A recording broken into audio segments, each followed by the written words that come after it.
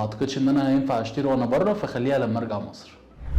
جالي مسج من اوفرسيز كلاينت بيقول لي الجمله دي، وقلت له بالعكس ينفع تشتري عادي اكنك في مصر بالظبط. كلمته وعرفت الريكوست بتاعه وقلت له ان احنا لازم ندخل زوم ميتنج عشان نختار مشروع معين ونكمل الاجراءات اكننا في مصر بالظبط.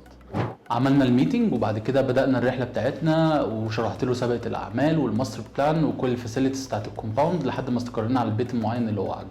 جينا لأهم خطوة اللي هي البيمنت، وفهمته إن الماني ترانسفير بيحصل على البنك أكاونت بتاع الديفلوبر ومش مضطر إن هو يكتب شيكات على عكس الكلاينت الموجود في مصر.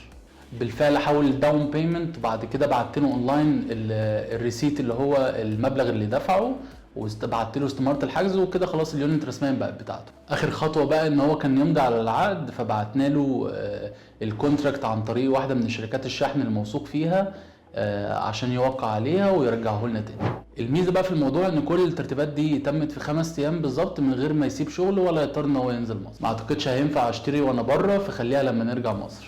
كانت مجرد بداية بس النهاية مختلفة، وبعد كل خطوة مشيناها الجملة دي بقت مجرد فكرة قديمة. ودي كانت نماية النهاردة، واستنونا في نماية جديدة.